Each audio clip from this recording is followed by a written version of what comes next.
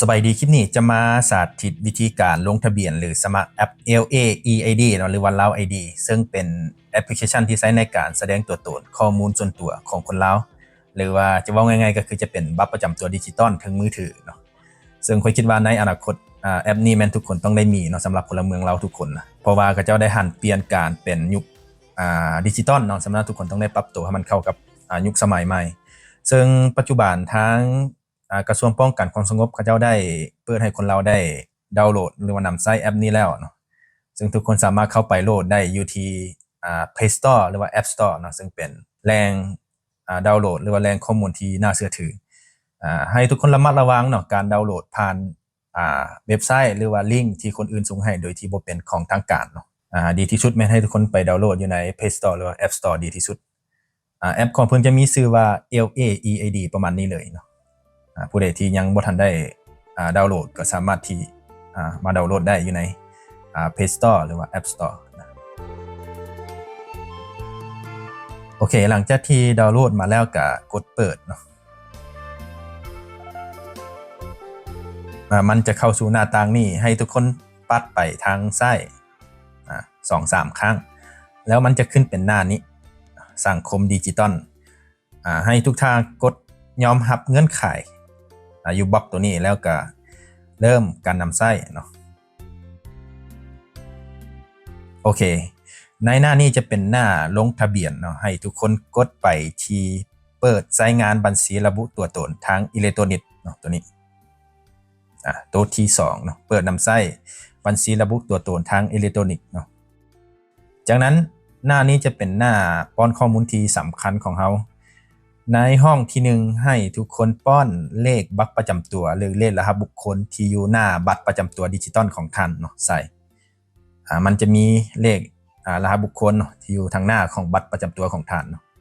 และในห้องที่2มันให้ทุกคนป้อนเบอร์โทรศัพท์ใส่เนาะขึ้นต้นด้วย020ซึ่งเบอร์โทรศัพท์ตัวนี้มันให้ทุกคนป้อนเบอร์ที่ท่านได้จดใส่เวลาที่ท่านไปเฮ็ดบัตรประจำตัวเท่านั้นเนาะก็จะประมาณนี้โอเคหลังจากที่ใส่ข้อมูลบัตรประจำตัวกับเบอร์โทรศัพท์แล้วแม่นกดส่งคำห้องขออยู่ปุ่มนี้และถ้าหากว่ามีการแจ้งเตือนขึ้นมาแบบนี้เนาะข้อมูลเลขรหัสบุคคลหรือข้อมูลเบอร์โทรศัพท์บ่ถูกต้องแสดงว่าเลขบัตรประจำตัวของท่านหรือว่าเบอร์โทรของท่านบ่ถูกต้องเนาะก็คือได้เกาไว้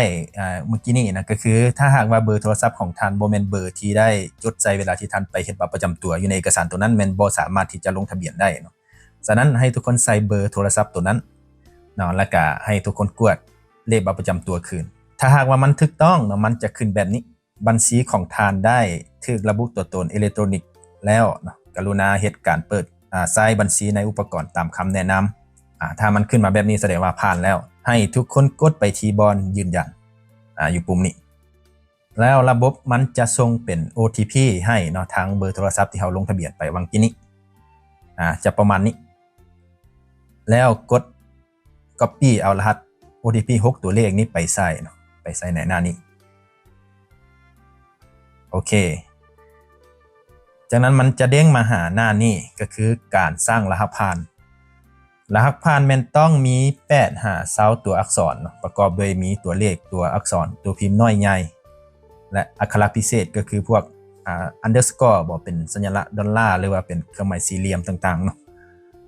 ให้ทุกคนใส่ข้อมูลตามนี้แล้วก็จดบันทึกไว้นะเพราะว่าข้อมูลตัวนี้มันสำคัญและบ่ต้องไปเปิดเผยให้ไผฮู้เนาะเพราะว่ามันเป็นข้อมูลส่วนตัวที่สำคัญได้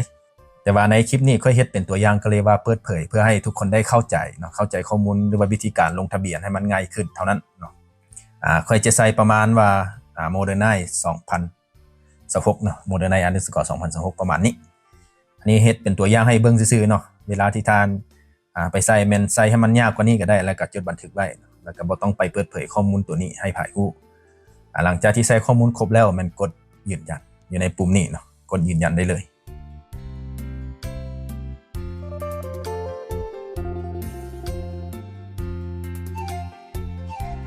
โอเคหน้านี้ก็จะเป็นหน้าต้องได้สร้างรหัสผ่านครับว่ารหัสพิงเนาะคล้ายๆกับ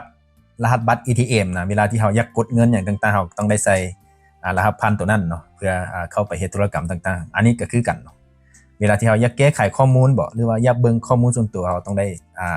ใส่รหัสพิงตัวนี้เนาะให้ทุกคนใส่เลข6ตัวเนาะแล้วก็จดบันทึกไว้ทั้ง2ห้องนี้ใส่คือกันเนาะก็คือในห้องที่1แม่นเฮาใส่ตั้งเป็นรหัสผ่านเนาะแล้วก็ตัวที่2มันเป็นการยืนยันเท่านั้นเนาะใส่คือกันเลยจากนั้นมันจะแจ้งเตือนคำว่าท่านได้เปิดบัญชีการระบุตัวตนทางอิเล็กทรอนิกส์ของท่านสำเร็จแล้วเฮาก็กดปิดไปเลยหน้านี้ถือว่าเฮาได้ลงทะเบียนเรียบร้อยแล้วมันจะกลับมาหาหน้าทำอิฐเนาะหรือว่าอาจจะกลับไปที่หน้าหลักเลยก็คือหน้าลงทะเบียน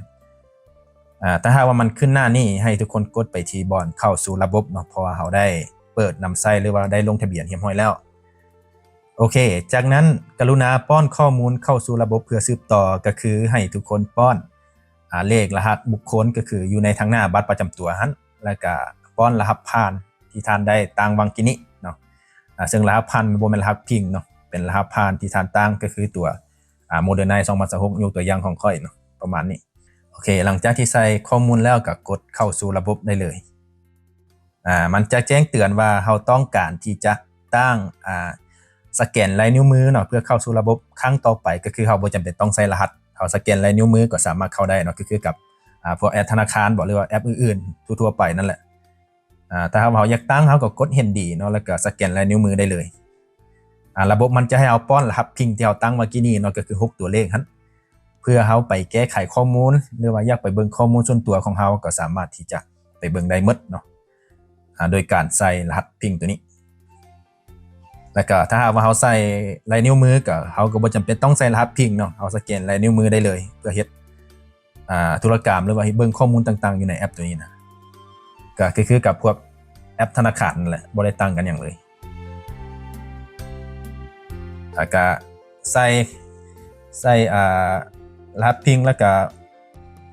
ถือว่าแล้วเนาะสแกนลายนิ้วมือมันถ้าหากว่าท่านอยากเบิ่งข้อมูลส่วนตัวเนาะของท่านก็สามารถกดไปที่บนเอกสารเนาะมันจะให้เอาสแกนลายนิ้วมือได้บัดนี้นะหรือว่าจะใส่เป็นรหัสพิงก็ได้คือกันเนาะมี2ตัวเลือก